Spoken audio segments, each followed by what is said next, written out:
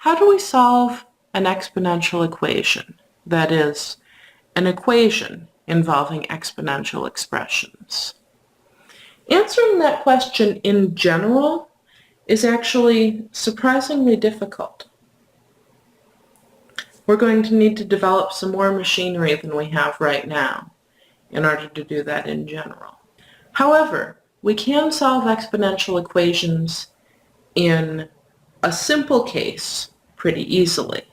If we have an exponential equation that says that two different powers of the same base are equal, then the exponents must be equal. Why? It's because exponential functions are one-to-one. If we take two different powers of b, we're going to get two different answers. So that means if we take a power of b twice and get the same answer, they must have been the same power. So for example, if I give you the equation 2 to the 3x minus 5 equals 2 to the 2x plus 3, then it must be that the exponents are equal. And now I can solve this equation normally. Subtract 2x on both sides, add 5 on both sides. I get x equals 8. And that's the only solution. We could plug it in and make sure if we want. 2 to the 3 times 8 minus 5, that's 2 to the 24 minus 5. That's 2 to the 19. So that's 524,288. On the other hand, 2 to the 2 times 8 plus 3, well, that's 2 to the 19th again. And in fact, it is 524,288. Okay, it can't always be that easy, can it? Equations like this aren't real likely to come up. If we have an equation that actually looks like this, we probably already knew this equation to begin with. What if I give you something that looks a little bit different? What if I give you an equation that says 3 to the x minus 9 equals 81 to the x? Those don't look like they have the same base, do they? But wait. Something nice might happen. We hope that 3 and 81 are powers of the same base.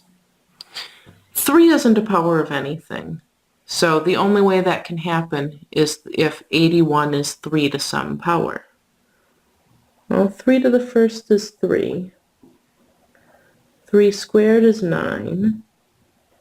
3 cubed is 27. 3 to the fourth? Oh, that is 81. So if we rewrite 81 as 3 to the fourth, our equation becomes 3 to the x minus 9 is 3 to the fourth to the x. And now we can use the power of a power rule to simplify the right-hand side, and we get 3 to the 4x. Ah, good things are happening, right? Now we have the same base. And so we can rewrite this equation as this exponent equals this exponent. And now we can solve normally. And we get negative 3 equals x, or x equals negative 3. And again, this is the only solution. So what's our general procedure for solving equations of this kind? To solve an exponential equation with two different bases, and notice one of the exponents might just be 1, try to find a number b so that each base is a power of that number. Then substitute the power of our new base for a, the other power of our new base for b. Simplify both sides, then set the exponents equal and solve. I'm going to give you one of these to try. Solve this equation. Pause the video and try this now.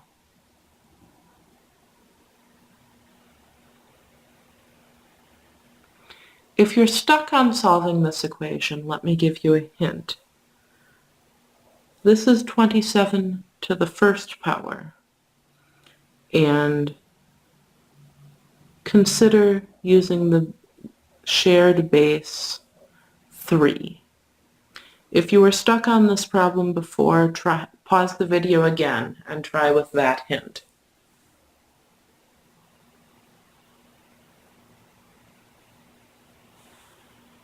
All right, so the thing that we notice is that 9 is 3 squared and 27 is 3 cubed. So that means we can rewrite this equation as 3 squared to the x plus 4 equals 3 cubed to the first power.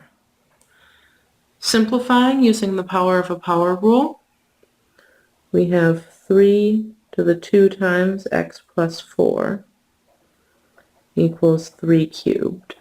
So 2 times x plus 4 equals 3.